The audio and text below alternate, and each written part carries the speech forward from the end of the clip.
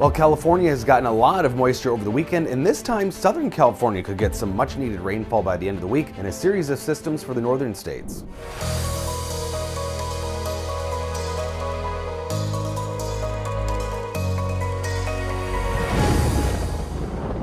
It's a lot of rain falling over the weekend. It's snow in the higher elevations in Northern California as expected. We talked about this at the end of last week. Several inches of rain, even over a half foot of liquid equivalent precipitation for parts of north central California. Southern California largely getting missed again, but that could change here come later in the week. Finally, we still have that Pacific cold air just pushing moisture out ahead of it into California, these atmospheric river events. And we're going to have a series of these systems through the week that will continue to hit California, but finally make their way further south. So this latest stream of moisture reaching Northern California, kind of fizzling out for the time being, but another round of moisture headed for the central part of California midweek, and then that will also kind of spray the garden hose at Southern California finally at the end of the week too. So rain today and tomorrow night, kind of on and off waves of moisture continuing for Northern California. But then by the later part of the week, this next system will finally bring some moisture to Southern California. So much needed moisture. As we've talked about, Southern California generally, but especially Southern California, really gets the bulk of its moisture in the December, January, February months, and they have seen very little. But by the end of the week, might see 1 to 2 inches of rainfall in the Los Angeles area, with of course heavier amounts to the north, but that could become some welcome moisture. Now you don't want it all at once because that could cause mudslides after the fires, but as we've talked about, some major deficits. They've seen just very little rainfall so far in Southern California, but also way below precipitation for the Sierra Nevada too, for the most part. But Northern California is starting to rack up some surplus moisture.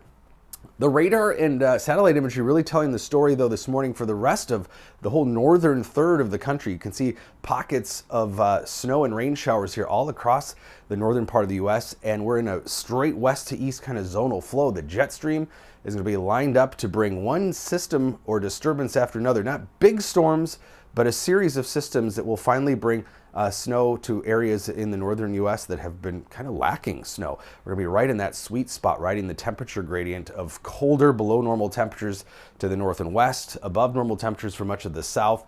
And in between, that's where the jet stream flies, is right across the north central U.S. into the northeast, and we're going to see these just series of disturbances. These are little short waves, we call them, in the levels of the atmosphere that'll bring snow and rain chances kind of every other day through the week into the weekend. The next one, Wednesday into Wednesday night for Minnesota, Wisconsin, into Illinois, Indiana, and then another one here over the course of the weekend, Saturday into Saturday night, again for the Dakotas, Minnesota, Wisconsin, Michigan, some of those areas. And you add it all up, significant snow in the mountains, but even across the northern U.S., where we've been seeing a lack of snow so this season for many areas, finally getting a little bit of snow because we're kind of in that perfect zone here of the Goldilocks zone of not too cold or too warm, and some ample systems and disturbances move through. And the February outlook is calling for above normal precip for the Great Lakes in the northwest, and near or below normal temperatures for the northern U.S. and the northwest parts of the country. So